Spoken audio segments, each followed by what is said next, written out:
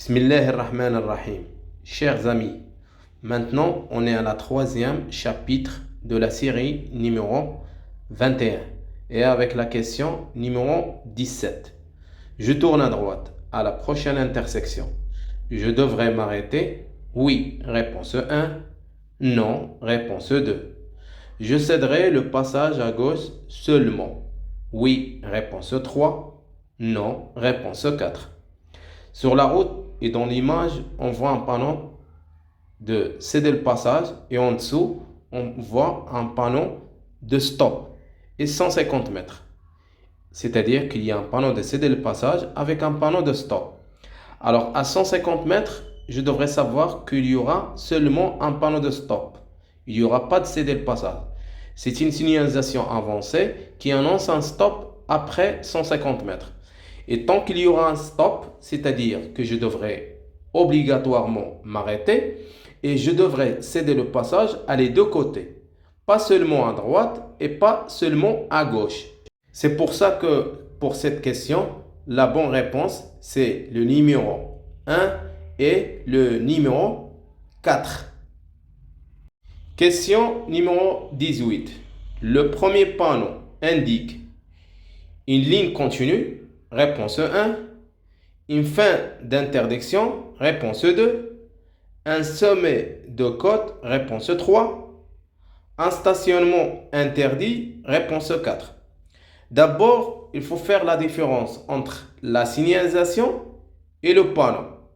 Quand on pose la question sur la signalisation, c'est-à-dire qu'on est en train de poser la question sur la signalisation verticale, horizontale, panneau et le marquage au sol.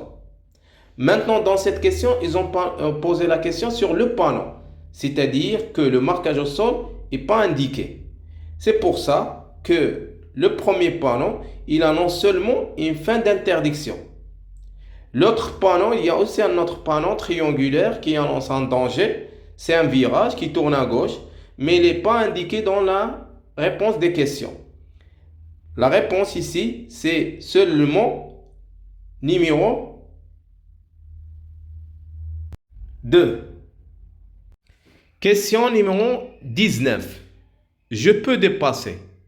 Oui, réponse 1. Non, réponse 2. Il y a un panneau triangulaire qui annonce qu'il y a une intersection et que dans cette intersection, je vais être obligé de céder le passage à droite. Ce panneau qui est à droite, il annonce que la priorité dans cette intersection, elle est à droite. Maintenant, tant que je vais être obligé de céder le passage à droite, je ne peux pas dépasser. Dans les intersections, on est obligé de céder le passage à quelqu'un, il ne faut pas dépasser. Quand est-ce qu'on peut dépasser? Quand on est prioritaire. Quand on a la signalisation qui annonce qu'on est prioritaire. C'est pour ça que la bonne réponse pour cette question, c'est la réponse numéro 2. Et on arrive à la question numéro 20. Dans ces circonstances, il y a un risque d'aquaplanage. Oui. Réponse 1. Non. Réponse 2. Je dois circuler avec mes feux de croisement.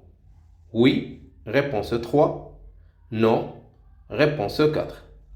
Alors sur l'image, on voit qu'il y a la pluie. La pluie tombe très fort. Alors quand il y a la pluie, c'est-à-dire que le sol, ça va être mouillé. Et quand la route il est mouillée, il y a un risque d'aquaplanage. Avec la vitesse et avec le freinage, on risque de faire un aquaplanage. C'est pour ça que pour la première partie de la question, la bonne réponse c'est oui. Je dois circuler en feu de croisement. Pas mal de fois, j'ai bien dit que quand il y a le mauvais temps, et pour voir et être vu, je peux ou je dois utiliser le feu de croisement. Parce que le feu de croisement ne dérange pas les autres. Et avec le feu de croisement, quand il pleut, on peut mettre seulement le brouillard avant. On ne peut pas mettre le brouillard arrière pour ne pas déranger les autres. Alors pour cette question en général, la bonne réponse, c'est la réponse numéro 1 et la réponse numéro 3. Question numéro 21. Je peux continuer le dépassement? Oui, réponse 1. Non. Réponse 2. Avant de dépasser, qu'est-ce qu'il faut faire? Je dois contrôler. Qu'est-ce que je devrais contrôler? Je devrais contrôler la signalisation verticale et la signalisation horizontale. Je devrais aussi contrôler le rétroviseur, mon rétroviseur. Je devrais contrôler est-ce que la route est à sens unique ou est-ce qu'il est à double sens. Ça, c'est en général. Maintenant, pour cette question, il n'y a pas un panneau qui interdit le dépassement. Et la ligne il est discontinue. Et je suis sur la voie de dépassement. Et sur la gauche, la ligne il est continue. C'est-à-dire que la route elle est à sens unique. Il n'y a personne qui arrive par devant. Ici, le dépassement il est faisable. Et derrière moi, le conducteur il dépasse et moi aussi je suis en train de dépasser. La bonne réponse ici, c'est la réponse numéro 1. Question numéro 22. Le véhicule rouge ralentit.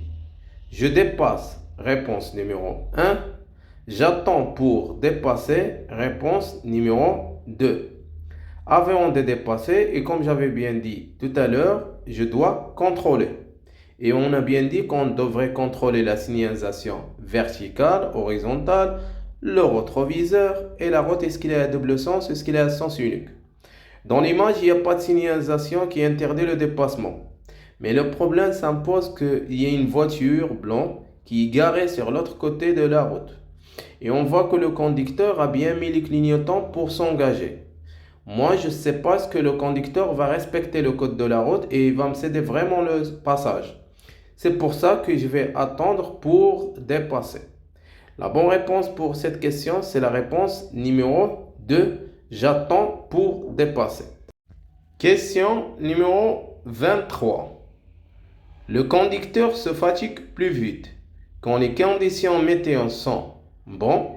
Réponse numéro 1. Difficile. Réponse numéro 2. Bon, ici, c'est logique que la bonne réponse, ça va être la réponse numéro 2. Pourquoi? Parce que quand il y a le mauvais temps, par exemple, et comme vous voyez dans l'image, il y a le brouillard et le brouillard, il est très fort. C'est-à-dire que moi, autant que je suis un conducteur, je devrais faire plus d'attention sur la route. Et si je vais faire plus d'attention sur la route, je vais me fatiguer vite. C'est pour ça que la bonne réponse pour cette question, c'est la réponse numéro 2. Question numéro 24. Et ça va être le dernier question pour ce chapitre numéro 4 de la série numéro 21. Statistiquement, je risque plus d'être la victime d'un accident corporel près de chez moi. Réponse numéro 1. Loin de chez moi. Réponse numéro 2. Ça veut dire quoi près de chez moi et ça veut dire quoi loin de chez moi? Près de chez moi, ça veut dire que c'est un endroit connu pour moi.